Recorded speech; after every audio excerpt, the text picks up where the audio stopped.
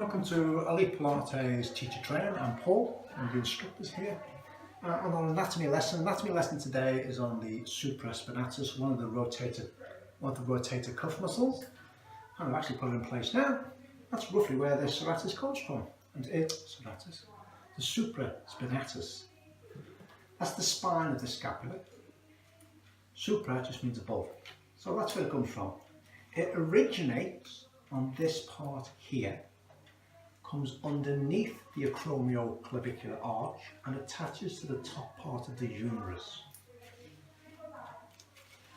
Its main job, almost exclusively, is abduction of the arm. You just look where it pulls from, and that's the origin that tends to stay or should stay stable, and that's the key. It should, if all the other muscles are working correctly, that stays stable and it pulls this direction, so it pulls and abducts the arm. And it's one of the rotator cuff muscles. Issues with this? Can be a few really.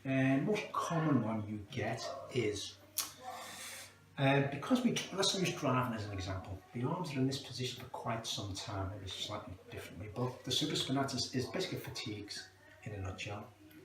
And you can have issues there from calcification, from impingement is the biggest one you usually come across with swimmers and anyone really, but using that as an example. Basically, so there we go, let's put the supraspinatus muscle and tendon back. Bear in mind you've got bursae here, and you've got other tissues and other tendons, and you've got the joint capsule. Basically what I'm getting at is, there's not a lot of space under that acromioclavicular arch there. So as you lift your arm, you get impingement. You can also, depends on which way your arm is. If you're internally rotated, and most people tend to be internally rotated, as you lift your arm, you're more likely to get jamming under there.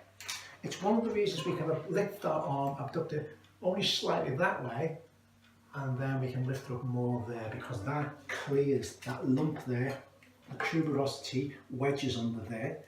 We're internally rotated. If we externally rotated, it frees it up and you get more movement there. So impingement is one thing you can get. You can get it for other reasons. You can get little bone spurs coming down from the acromioclavicular arch and digging in and cutting into the tendon of the supraspinatus. And that's basically it for the supraspinatus. It used to be thought that it was only really involved in the first few degrees of abduction. We now know it's primarily initiates along with the deltoid abduction, but it's actually active right the way through the whole movement. It's active right the way through. And usually it's the impingement is usually the biggest issue with this. And again, it works in combination with the other rotator cuff, or there's usually issues with the other rotator cuff muscles as well. One of its main jobs, along with the long head of the tricep and the bicep tendons, is to actually, because of where it is, if that's relatively taut, relatively strong, like most muscles, strong but flexible, it helps keep the humerus head in to the glenoid fossa, into that glenoid fossa, just into the shoulder joint there. Yeah, keeps the head of the humerus like a golf ball on the tee. It keeps it in there. Again, the long head of the tricep does the same, so it helps stabilise and keep the shoulder joint strong. So if people are likely to subluxate or dislocate or have weak, unstable shoulders, certain muscles you want to be working on them. Supraspinatus is certainly one of them, long head of the tricep and the bicep. Unfortunately, I'll come into that in another lesson, but most people seem to think the bicep is just a glory muscle that looks good. It's a very functional point of view, for other reasons as well, which we'll go on to. And that's the supraspinatus, one of the rotator cuff muscles.